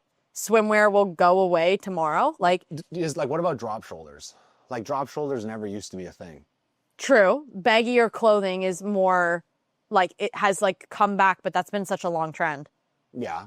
Like, and different silhouettes has always been a different trend. I think for us, quality is the trend that we're combating. You know, we just don't have it. There's such a limit to quality clothes because everybody has taken the easy way out, which is let me just offshore my shit, have cheap suppliers, not care about quality control, because at the end of the day, my goal is money and I'm getting it. Doesn't matter how I'm getting it. And I don't have to spend an arm and a leg. I don't have to work on the quality. I don't have to convince people that it's high quality. They're just going to buy it. I just got to make it look like it's high quality online and they'll do it, you know? So I don't think we're combating trend based off of look. I think we're combating trend based off of quality. Like the trend is quality. Oh, yeah. Do you see what I'm saying? That's how you're going to be anti-trend. Yes. It's that we are trending because we are of quality and people are so tired of spending their money on their hard-earned money. Like money is hard to come by these days now. Like in the economy that we live in, you know? And it's so, I think people have come to realize that it's so painful to spend $300, $400, $200, $180, $50 on something that's going to last a few washes and wears when like you could go spend that on a trip. You could go spend that on a jet ski for an hour. You could go spend that on renting a paddleboard and going to like a cool secluded place. You don't get to do that stuff when you're spending all your freaking money on materialistic items just trying to keep up with the next trendy item, right? The other thing too is trendy clothes aren't comfortable. Okay? They're ugly, like, and they're trendy. That's it. And then by the time regular folk, whatever that means, jump on the trend's ending and there's already a new trend. Yeah. And so it's like, oh my God, I can't keep up and I'm just spending all my money. And also, what is trending? Because an influencer online, like 10, 15 influencers online told you it's trending? Is that an honest question? No. Oh, okay. No, that's not an honest answer. It's a rhetorical one. Yeah, but, I get what you're saying. Okay, but to go back to what I was saying and the reason why I asked you that question, which was, why did it take you so long to throw that away? Okay, you worked for Alpha Lead at one point, right? Okay. Even if there was not enjoyable moments to that job all the time, that was a moment in life that got you to where you are today. Right. Right? You learned a lot of things from that. You met a lot of great people. That piece of clothing that you liked the fit of, it was good quality, and it had some sort of relevance and memory to you is exactly why we're doing what we're doing today. You kept that around because you had, every time you thought about throwing it away, you're like, oh, but it's so good quality. And like, I do really like it. And like, you know, it is kind of looking ratty and it's getting old, but like, yeah, you know, it's got that little bit of sentimental value. You know, it's like a t-shirt you got when you like played a sport and you were on a sports team and you're like, it's a shitty t-shirt and you'd probably never wear it and it's probably neon pink or green and I'm thinking of a t-shirt that I actually own that is exactly like that. I would never wear it again, but I struggled to throw it away because it meant something to me. Well, it's like that sweater is in majority of the photos of like things I did in my master's program. And that meant something to you. Yeah. And that's the point, is that what we're doing is we're not combating being trendy. We're combating quality and memory, which doesn't exist anymore. Right. Like if we're going to keep going on the speed that we're going, there won't be vintage items. There won't be worn for generations, passed down. There won't be sentimental mementos to people that they can physically keep. Like when you put a sweater on, or like this has happened to me, there's going to come a time where my dad isn't here. And I'm not an emotional person, but fuck, that made me like really think for a second. That's one of my questions. Yeah, there's going to be a time that my dad's not here. And I'm going to be able to put that on and feel like he's right there with me. Where the hell are we going to get that from fast fashion? Yeah. We're not going to get that. That doesn't exist anymore. There isn't anything that can last. And like, there's holes in that and the zipper tag's broken, but it still fits my body. It didn't shrink into a million pieces. It didn't lose its dye. Yeah, it's got stains on it, but it means something. And each one of those burn marks, each one of those holes, each one of those, there's this part of the story. It's a part of the experience that I went through my life with my dad and when my dad's gone. And that is cool. That is something that I want to give back to the next generation. I want them to have that opportunity too. I want our generation to have that opportunity to start making these memories and mementos. And at this rate, we're not going to get that opportunity. Yeah. And that's truly why I did what I did. Uncommon isn't about making common clothes. It's about creating something that doesn't exist anymore, bringing it back, and then realizing that each individual that's a part of this community is what makes this so uncommon. Your experiences, your characteristics, your memories. No person is a carbon copy of you. Yeah, they say there's doppelgangers out in the world, but they didn't live the same life you lived. So there's no way that their experiences, memories, and all these things are identical to what you did, right? And so you are the thing that makes it so uncommon. Do you know what I mean? You are the reason that makes this community so great. And when we all come together and we all get to share those things, that is what makes this keep spinning. Yeah. You know? Yeah. Yeah, you're not wrong. So in 2020, I opened my store and then we closed back down in November. And then I jumped right back into it and I said, fuck this. I'm going to bury my head and I'm going to make the best fucking product out there and people will have no choice but to look at it. They will have no choice but to put it on and say, people have no choice but to touch it and be like, I got to put this on. I don't care if I'm super busy, if I have 1,000,001 things to do, I have to stop in my tracks and put this on. And so I wanted to take all of, and mind you, my wardrobe basically consisted of hoodies and sweatshirts from all the top brands and even shitty brands. And I wanted to take every component that I liked and every component that my friends liked and my family's liked. And I asked for advice. I was like, what do you love about a hoodie? Like, what's your number one thing when you look at a hoodie? That's quality, or I want that hoodie. Like, what's going to convert you, you know? And so I did that. I spent 1.5 years developing the fabric, testing it, silhouettes. It took me 12 renditions to make my first ever hoodie. When it was like so many minor changes, but those mattered to me at least. And I'm a bit of a perfectionist. I won't lie to you. I will not lie. So I was like, you know what? Like, I really have to hone in on that. And I did. And then about 1.5 years later, I went to my first ever pop-up. And when I went to my first ever pop-up, I had no social media. I had the name and that was it. Where was it? It was in Toronto. It was at Stack Market. Nice. Yeah. Shout out to the Stack guy because he came into my shop and I told him that story and it was so embarrassing. I tell him this whole story and then he goes, yeah, I'm actually the CEO of Stack. And I was like, oh, well, that's embarrassing. I basically just melted that I went to Stack. The funny part of the story and like the actual like kicker to the story was that I went, no social media. I had like maybe 2 photos and I had like maybe like 100 followers that I had just like posted on my story of like making things on my personal story. My friends would follow me, a family would follow me and whatnot. I went to this pop-up with 100 hoodies that it took me like 1.5 months to sew myself. And I ended up selling out of like all the major sizes. I think I had like a few, like 4 or 5 left in like each color. And they were like all the random, like really big sizes. Cause mind you, I went all the way up to double XL, triple XL at that time. And like, you don't see that very often. And so I sold out and I was like, oh my God, what am I going to do? That took me 1.5 months to sew up. And I can't be all the jobs at once. I'm wearing 15 hats. I'm an accountant today. I'm a designer tomorrow. I'm a, the spender here. Yeah. Designer this, cutter this, sewer this. Like, it was always like so many jobs. Ship your packages, write your notes. Like, I was doing every aspect of the business because it was just a solo mission, just me and my sewing machines. And I was like, I need to take a step back because I went really to figure out whether or not people were okay with the pricing. They saw what I saw, if the quality was there. And so many people, we ended up selling out. So many people told me, only validated exactly what I was building. And I was like, hold on. To do this right, I want to build out the next 5 years of the company before I go balls to the wall. I want to throw everything at this because that's how I am. I'm like, I am like, I don't dip my toes into water. I jump in. Like I'm jumping off the cliff. I'm not going to be like, oh, you know, like hook me up to the bungee cord and throw me down and make sure I don't die. I'm like, no, put a freaking backpack on me and go. Like, what's the worst that happens? If my demise is me dying because I jump off a cliff and I forget to pull my parachute or it like doesn't work, then that's the way the universe rolls. But being half in and half out is why most businesses fail.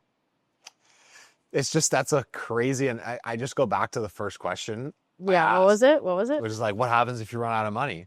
Because that's essentially all it is. Like I would argue, so now we're on a bit of a tangent. Yeah. But I would argue that like 99% of a potential business owner, is it good? If a potential business owner is like, I'm going to be homeless. That's the reason why they're not going to do it. For sure. Yeah. Like for sure. I'd be like, oh my God, like, yeah, I'm going to be homeless tomorrow. I'm going to have no money. This poor dog, my baby is not going to be able to eat. Like, I'm going to have to like eat PB&Js, maybe ramen noodle dollar packs. And you know what? I'm not going to lie to you. I bootstrapped a lot. Like I really did. Like one of the great things about not really wanting to eat because you're so focused on work is like, you don't spend money on that. You don't spend money on food. Just water and like bread basically, or whatever you're eating, and granola bars and things like that. But your mindset's though so past this question, it's like hilarious. Yeah, you're just like, what do you mean? It doesn't even matter. It doesn't even matter. The truth is, it does not matter if you run out of money. You will, if there is a will, there is a way. And there is a will in everything you do in this world. And if somebody tells you different, fucking tell them to kick boulders because they don't know what the fuck they're talking about. Like, legitimately tell them to kick rocks because I will live by this. Misery loves company. Yeah, absolutely. And when there are two types of people in this world. People that love to see other people win, and people that hate to see other people win. That's just the nature of it. Like they want company because they are so down in the dumps they just can't get past it. And that's sad and sucks, but like that's not my life, and that's not the life around the people around me. Like I want everyone to win around me, and I've always I'll look at a situation and I'll be like, there's 5 different ways this could go. 100% benefits me. Another one 100% benefits the other person. And then one is like a 90-10, and one's an 80-20, and then one's like a 60-40 where everybody kind of wins, and those are the best. And I'll pick that one. Even though I'm probably the 40% and I'm going to lose out a little bit. Truth is, I would much rather people around me feel like they are empowered and they're ready to do something with their life, and really like they've just so gung-ho about it that I'm like, hell yeah. Even if it takes something away from me. Because nothing in this world, there's always, if there's a will, there's a way. And there's always a way. So how do you curate who you spend your time with? Yeah, Don't find misery. To be honest, I'd probably be a lot more successful earlier on in my life if I didn't fucking stop at every stray dog on the street. But I'm a sucker, okay? I'm a sucker. If you catch me in the right, I'm a hard ass, and I'm probably, well, most people say, and we can ask Nat this, but most people say that I'm like very intimidating to meet, and like I get it, I do now, but like I am a sucker, and the truth is like, if you have a why and you have a passion, I want to try to find a way to help you get there. And like, I love being in rooms where I'm not the smartest person. Like it really helps me. I love sharing with people that are like, I'm an open book. I'm like, amazing. You want to know why? Because the most open books in the world are the ones that are the most successful. And I don't mean success by money. I mean, they're the richest in the world because they truly are who they want to be. And they're always continuously putting themselves in discomfort to completely surpass the next level of growth. And the purpose in life, in my personal opinion, and this may not be everybody's, and this may be a controversial topic, but the whole purpose in life is to be the best version of yourself. And if you can be the best version of yourself, you are winning. And it's not just because you're winning, everyone around you is winning, and so are they. Like, and like vice versa. It's just you put good energy out, you get good energy. You put bad energy out, you get bad energy. It's a shift in energies, and that's really what it is. So yeah, when it comes to, I don't know what your curation. Like what happens, like, did you have to drop friends ever? Yes. How hard was that? There's another quote that I live by. There's a reason, a season, and a lifetime. There's people that come into your life, and when you realize this, that there are people, if you don't let go, the universe will let go for you. And it won't be the way that you want it to be. You know, like I always say this, I think I told you this too, is when you don't make a decision, and I figured this out over like only a few years ago, because I had moments in my life where I was like really like sitting and not like, I was just kind of like stewing, and I'm like, well, you know, if I wait it out long enough, maybe one of them will make the decision. When you don't make a decision, life will make the decision for you. Indecision is a decision. And so in this case, when I say seasons, reasons, or seasons, reasons, and lifetimes, is when you don't let go and you don't make a decision of being like, you know what, this doesn't serve me or them anymore. And like, I'm actually holding them back, or they're holding me back, or we're doing it together. When you don't make those decisions and you just continue to hold on because you can't let go, you are going to get exactly what you asked for. You know what I mean? Like, you're going to get, it's going to be tenfold. It's going to suck ass. Like, it's just going to be so bad. So when you come to the realization that people come in, you meet people in your life because there's a reason, either for them, for you, for the collective, that they needed to meet you or whatnot. And then there's a season, you know, you're going through something where maybe that season's a year, maybe that season's 2 years, maybe that season's 5 years, or there's a lifetime. Those people are going to be around forever, is something that I've always lived by. So, or something that I had to learn to live by over the years, because before, ask V 5 years ago, she'd spend all of her free time under the sun giving away so much information. And I still do it sometimes. I don't mean to, but I'm just so passionate about what I do. And I'm so passionate about people wanting to make change for themselves and being the forefront of that change. Like, be your biggest cheerleader. You are that person. Nobody else can be that for you. And so when you're like, I am so gung-ho, I'm so ready, I'm going to do it, and you actually make the steps to do it, I'm like, fuck yeah. Like, I'm so passionate about it. I'll give you all the knowledge I have. I'll give you all my time. Even if that means I lose out. Yeah. And something that I've had to realize is like, this is kind of funny, but I can't help more people, and I can't be a part of their stories if I don't help myself, because I'm just going to keep holding myself back. And like, I used to put so much energy, like 100% into other people. And my dad said, you know, if you took even 50% of that and put it into yourself, you would be so much better off. And then you would be able to really, really help them. What year was that?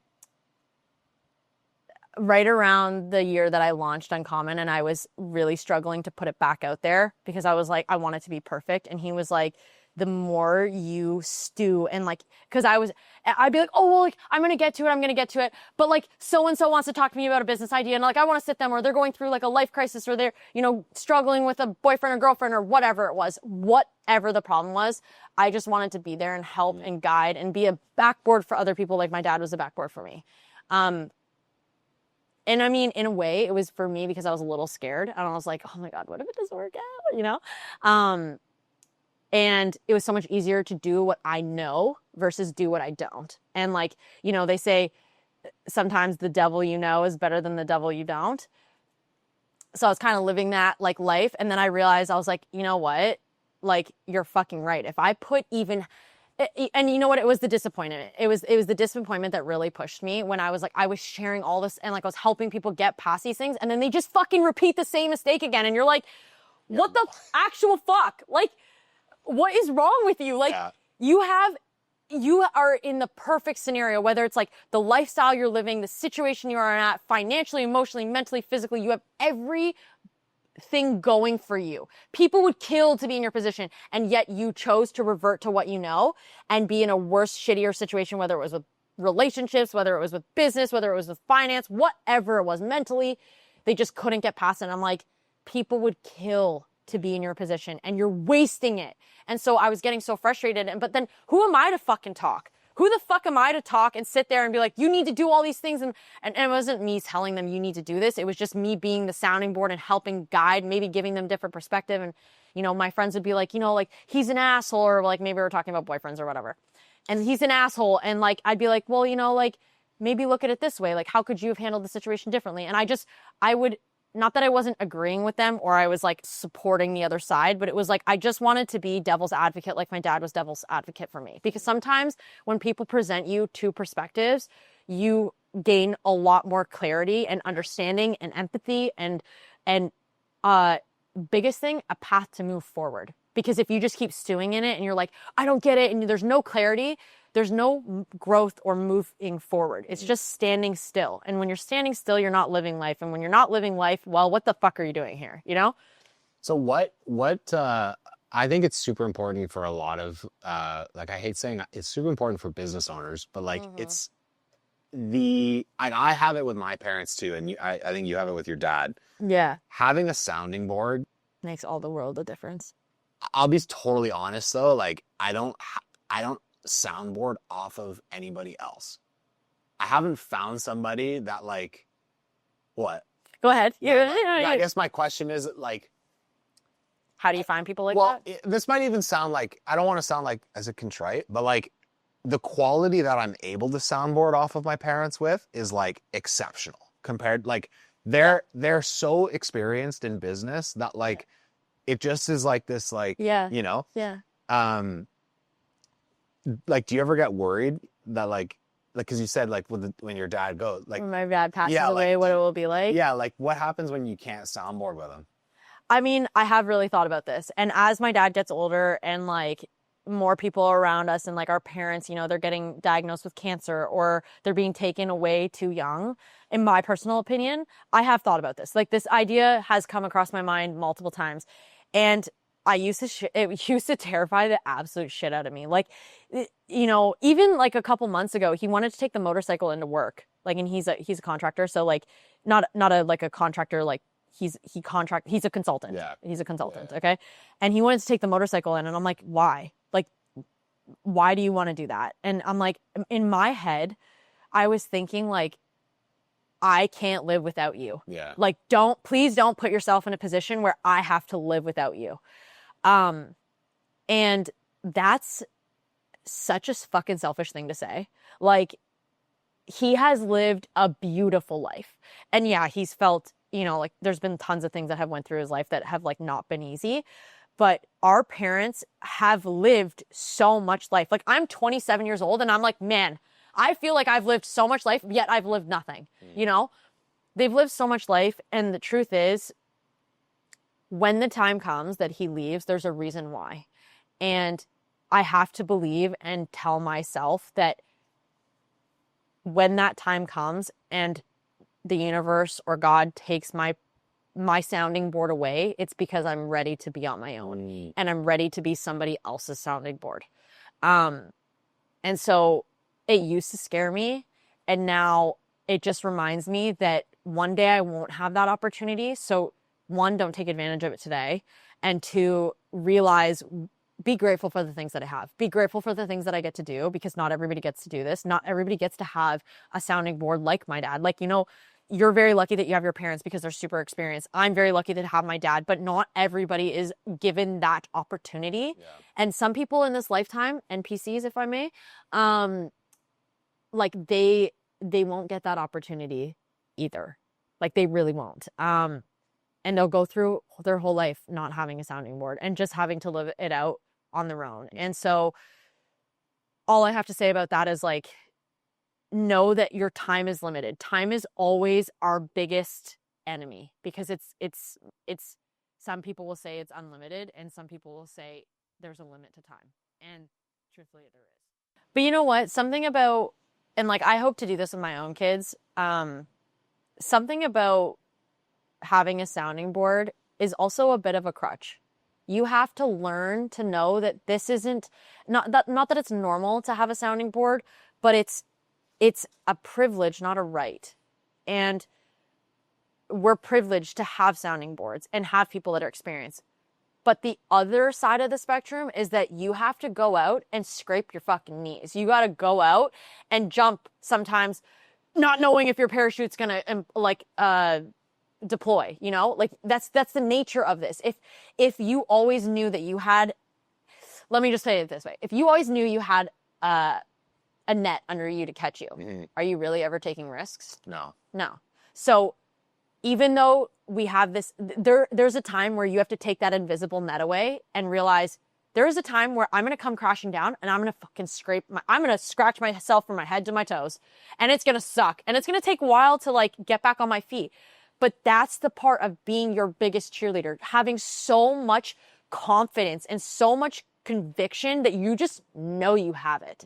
And I think a part of raising children and raising young adults and helping them get through like that sounding board period is building that confidence so that, you know, maybe even before they're gone, that you have it. Yeah. And that they almost become now a friend, somebody that you can just talk to about things, and they're not your sounding board. They're not your guide, you know, maybe once here in a while, but like that's not their main goal or focus, you know? So what if you started a business with a husband Yeah, what about it? or a partner? Yeah. No, I just mean like, Would I use my sounding board as my dad still? no. Okay, what's the question? And would he be insecure? No. Probably. Stop calling your dad to fix the lights would like not be a. Wow, that's hits a little too close to home. Oh, really? No. No, I'm just kidding. funny. I'm just kidding. I can No. do it myself. I'm Balance sorry my to own all. books. Listen, I'm sorry to all my exes that had to deal with my relationship with my dad. It's not easy. I can tell you that right now. I'm so sorry. That's funny. Yeah, But it just is. I've funny. reflected. I've reflected. I realized where I went wrong. Yeah. Ed's also reflected. We know where we need to work better in the future. But go ahead. Yeah. But it's just true because it's like, let's just say you're in like a quote like normal relationship where you're not Sure. working together, and it's like Boring. sure, but you have like but like you have like you're gonna have it's like it's just a similar problem, but it looks different, right? And the similar problem is that maybe you always call your dad when something breaks in the house, and he always thinks he can fix it, or he always calls, I don't know, his uncle or his dad Sure. to like build Yeah. something, and Yeah. you want to do it together or like Yeah. whatever. My thing is like if you're dating somebody or you're married to somebody and you're like, let's start a business together, is it right to assume that that person can also be your sounding board? 1000%. Should they be your sounding board? To a certain aspect, yeah. I think, like, to kind of jump back there for a second, you said, like, he'll always call your uncle or you'll always call your dad or whatever, whoever the sounding board may be, okay? The reality of that is talk to your fucking partner and tell them, like, I want to do this. I know that my uncle can come. I know that my dad can, or your uncle can come and my dad can come and fix it. I want to do this together. I want to do this not because we don't have the people that can do it, but because that's what I want. I want to spend the time with you. I want to share the memory with you. I want to problem solve with you. And because I'm choosing to be a partner with you in life, that's what I want. If your partner is not reciprocating, run for the hills. Okay? They're not the partner for you. Because at the end of the day, if you say, this is what I want, and I want to create a life with you, I want to, build this with you, and there's people that can do it, and your partner doesn't want to do it, it's like, well, why? I'm expressing that I want to do this not because I want to learn how to become a contractor or I want to learn how to put lights in. I want to do this and problem solve with you because you're my partner, and I want you to be sometimes my sounding board. So when you're talking about from the business aspect and you're starting a partnership with your partner in business, I think it is important that they are your sounding board, but I also think it's important to have a clear line of communication where there's going to be times where you're going to disagree. And that's the nature of it. That's the truth. The nature of it is you're going to disagree. And there needs to be times where you can like say, we're going to step away from this conversation and look at, aspect A and aspect B, and then come back to the table and discuss. This is a boardroom. Sit at the table and have a conversation with me. Negotiate. That's what it is. That's business, And that's also relationships. Like, relationships are about compromising and negotiation and understanding that if you truly love your partner and you truly want the best and you want them to be the partner for life and you're waking up every morning choosing them, then you should want the best for them. And you guys need to figure out what that best looks like for both of you, So, I mean, at the end of the day, yes, I do think there should be a part of it should be your sounding board. Yeah. Because that's kind of like, I've just kind of thought about it as like an evolution almost. For sure. Because it's just like, it can sound bad, but it's like, you go from one sounding board to potentially another sounding board. And everybody's like, oh, find a mentor, find a mentor. Like, I've never found a mentor. Neither have I. Yeah. And I just My think dad is, I wouldn't even say he's my mentor. He's my sounding board because at no point did my mentor guide me into where I should be going. Yeah. It was always like, these are my ideas. What do you think? Or these are my ideas. Let me just sit here, talk. And it's like, sometimes my dad just sits there and says nothing. And isn't that amazing that they take the time to do that? Honestly, Like, who wants to do that? nobody. Because when people talk to me and I can't talk, I'm like, no, actually, I actually really enjoy it now. And like, I'm learning to love it. Now, yeah. I get it now, but like when I was younger, I was just so fired up, so many ideas. My brain was like, boop, boop, boop. It's like fireworks off in there, and like, but very calculated fireworks. And each one had a message, you know? It's like Braille, yeah. Morse code, fireworks, Morse code, fireworks. Yeah, Morse fireworks. But Which closes their eyes at night. yeah. Oh my God. Dreaming is the most amazing thing in the world. But nonetheless, it's crazy to me that sometimes he just sits there and like to the point where I'm like, hey, are you listening to me? And he's like, nah, I've been listening to you this whole time. And he'll start to talk, and then I'm like, and like my brain is just computing everything I just said, throwing out ideas that I just like, and it's all of a sudden I've just built an entire tower. Yeah. And I'm like, oh, thanks, Dad. And he's like, I really didn't say anything. I literally just sat here and let you talk it through, and maybe like showed a few facial expressions where I was like, or he's like made 2 or 3 sentences that changed my entire ideology, my entire philosophy, my entire perspective, or just shed a new light. And then I got to like lay down on my own thoughts and like look at the ceiling and basically come up with a whole new plan, like a whole new like look at life. In which, I mean, so yes, but no. Like when it comes to the sounding board, like, yes, it's amazing, but like, I wouldn't even call him a mentor, you know, like I really much look up to him, and he inspires me to be the best version of myself always. But those are like instilled in me as a child. He always tried to show me that no matter what in life, you can do whatever you want. You can do whatever you want. You just have to work for it. Don't expect people to hand it to you. And like, that's just crazy. Like, that's a crazy phenomenon, you know? So what do you want to do next then with Uncommon? What do I want to do next? Well, long story short, I'd love to open a US base. What the biggest thing right now with the economy that we're in, with the tariffs and all that stuff, is like, I would really like to see, it frustrates me that Canada is such a we have such large cross-border dependency. And like, no matter where it's coming from, it doesn't matter if it's coming from China, from the US, from, India, wherever it's coming from, the level of quality and the quality control that's coming out, we've literally compromised our quality for greed. And like, I want to be the next face of taking that, and not taking it away, because naturally there's always going to be that. And like, I do think an economy like this one and growth for history and society over time, like, it needs to happen. There's a reason why there's people that are leaders and there's followers. There has to be both. There can never be everyone leaders or everyone followers, because we're fucked if that's the case. So it's the same thing. There's always going to have to be a cheaper option. There's always going to have to be a lower, like, fast fashion, whatever that is, whatever that may look like. I don't think it needs to be exactly how it is today, but there will always have to be both sides to the story. Like, in any aspect, there's 2 sides to every coin. You can't have a one-sided coin. And so for me, I'd like to be that forefront of changing cross-border dependency, changing quality control, changing the quality that's coming out, and like creating things that matter again, that actually mean something to people, that change their lives, and whether they notice it or not, whether they tell me or not. I just want to know that I'm making a difference and that I'm leaving something of importance behind.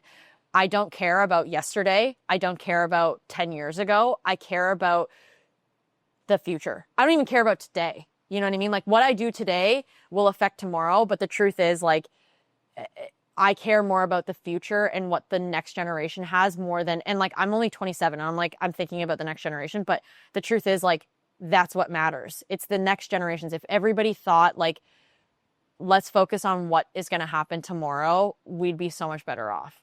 Like, yeah, in so many aspects. That's so cool. I would really like to open a US side, have cross-border dependency for them and be able to help US clients be able to build quality brands and legacy brands, and then Canadian businesses do the same. So like obviously with Uncommon, like I have my own creative outlet, and like being able to like really hone in on my comfortability and like just creating really good product and like changing people's lives and bringing people into the community. Because when people come into the community and they're like, I feel like I belong somewhere, I'm like, that's so fucking cool. Like, fucking good for you. And they're like, I want to start something on my own. I want to work hard. I'm like, let's go. Like, that's awesome. That's what this community is about. But Common Ground is about building out those US Canadian ew, I just spat all over myself.